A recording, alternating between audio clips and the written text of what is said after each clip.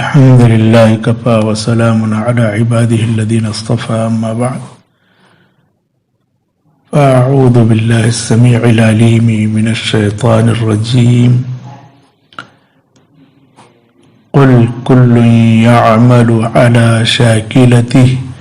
فربكم أعلم بمن هو أهدى سبيلا۔ محترم حضرات و خواتین، اخلاص کے عنوان پر یہ چوتھا درس ہے۔ اس درس میں اس بات کو واضح کیا جائے گا کہ ریاکاری اور دکھاوے کا جذبہ اخلاص کے خلاف ہے، اور ریاکاری اور دکھاوے کی وجہ سے نیک عمل اللہ کے ہاں ناقابل قبول ہے اور اس کا صلہ اور بدلہ آخرت میں نہیں ملے گا۔ اس سلسلے میں صحیح بخاری اور مسلم کی حدیث ہے، ابو موسیٰ اشعری رضی اللہ عنہ سے روایت ہے کہ ایک شخص نبی صلی اللہ علیہ وسلم کے پاس حاضر ہوا اور کہنے لگا، اے اللہ کے رسول صلی اللہ علیہ وسلم، الرجل يقاتل للمغنم والرجل يقاتل للذکر والرجل يقاتل ليرى مكانه فمن في سبيل اللہ۔ اے اللہ کے رسول، آدمی قتال کرتا ہے مال غنیمت حاصل کرنے کے لیے، اور آدمی قتال کرتا ہے ذکر اور تذکرے کے لیے، اور آدمی قتال کرتا ہے تاکہ اس کا مقام پہچانا جائے، تو ان لوگوں میں کون فی سبیل اللہ قتال کرنے والا ہے؟ تو رسول اللہ صلی اللہ علیہ وسلم نے واضح طور پر جواب دیا اور فرمایا، من قاتل لتکون کلمۃ اللہ ہی العلیٰ فہو فی سبیل اللہ، کہ جو شخص قتال کرے تاکہ اللہ کا کلمہ وہی سربلند ہو، اسلام کا بول بالا ہو، تو وہ فی سبیل اللہ ہے۔ تو اس کا مطلب یہ ہوا کہ جو شخص مال غنیمت حاصل کرنے کے لیے قتال کرتا ہے،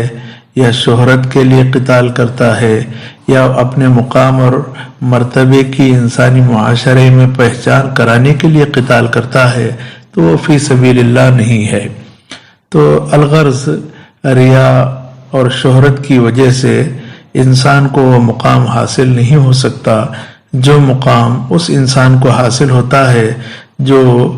اللہ کے کلمے کی سربلندی کے لیے قتال کرتا ہے۔ اور امام نسائی رحمہ اللہ نے اپنی سنن میں ایک روایت نقل کی ہے، ابو امامہ باہلی رضی اللہ عنہ سے وہ حدیث مروی ہے کہ ایک شخص آیا نبی صلی اللہ علیہ وسلم کے پاس اور کہنے لگا کہ کیا خیال ہے ایسے شخص کے بارے میں جو بدلہ پانے کے لیے اور شہرت کے لیے جنگ لڑتا ہے، اس کو کیا ثواب ملے گا؟ تو اللہ کے رسول صلی اللہ علیہ وسلم نے فرمایا کہ اس کے لیے کچھ نہیں ہے۔ اس شخص نے اس سوال کو 3 مرتبہ دہرایا، اور اللہ کے رسول صلی اللہ علیہ وسلم اس سے فرماتے رہے، لا شیء لہ، اس کے لیے کوئی چیز نہیں ہے۔ پھر آپ صلی اللہ علیہ وسلم نے فرمایا، ان اللہ لا يقبل من العمل الا ما كان له خالصا وابتغي به وجهه، کہ بے شک اللہ تعالی عمل میں سے اس عمل کو قبول کرتا ہے جو عمل خالص اسی کے لیے کیا جائے اور اس عمل کے ذریعے سے اللہ کی خوشنودی کو چاہا جائے۔ تو اس کا مطلب یہ ہوا کہ ایک شخص ایک طرف اللہ تعالیٰ سے انعام بھی پانا چاہتا ہے اور ساتھ ہی ساتھ لوگوں میں شہرت بھی طلب کرتا ہے، تو ایسی صورت میں ایسے انسان کو کچھ بھی آخرت میں ملنے والا نہیں ہے۔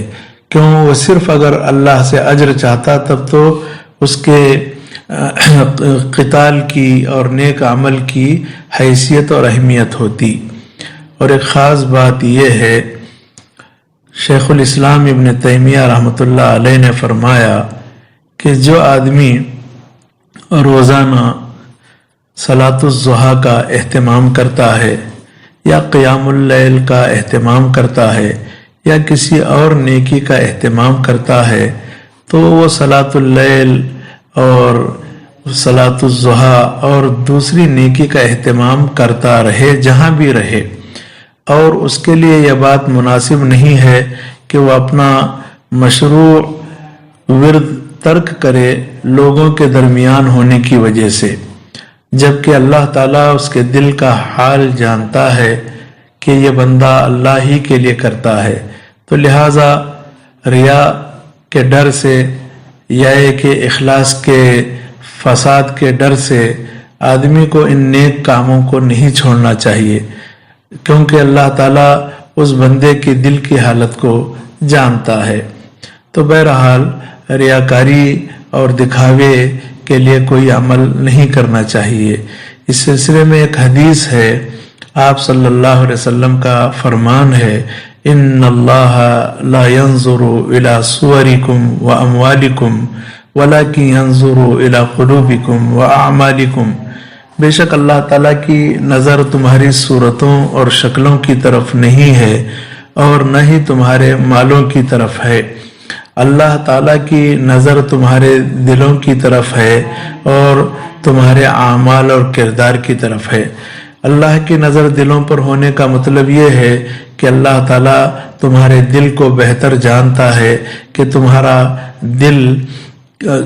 میں اخلاص پایا جاتا ہے یا اخلاص تمہارے دل میں نہیں پایا جاتا، اللہ تعالیٰ اسے بہتر جانتا ہے۔ تو لہٰذا ہمیں چاہیے کہ ہم جو بھی نیکی کریں، بھلائی کریں، عبادت کریں اور کار خیر کریں تو اس میں اخلاص اور للہیت کو اپنائیں، ریاکاری، دکھاوا اور شہرت طلبی کو ہرگز جگہ نہ دیں، کیونکہ اس کی وجہ سے آخرت میں ان نیکیوں کا صلہ نہیں ملے گا۔ آخرت میں انہی نیکیوں کا صلہ ملے گا جو نیکیاں محض اللہ کی خاطر کی جاتی ہیں۔ اللہ تعالیٰ سے دعا ہے رب کریم ہمیں ریاکاری اور شہرت طلبی سے بچائے رکھے اور ہمیں نیک نیتی کے ساتھ، اخلاص کے ساتھ ہر نیک عمل انجام دینے کی توفیق اور سعادت نصیب فرمائے، آمین۔ وآخر دعوانا ان الحمد للہ رب العالمین وصلی اللہ علی النبی الکریم۔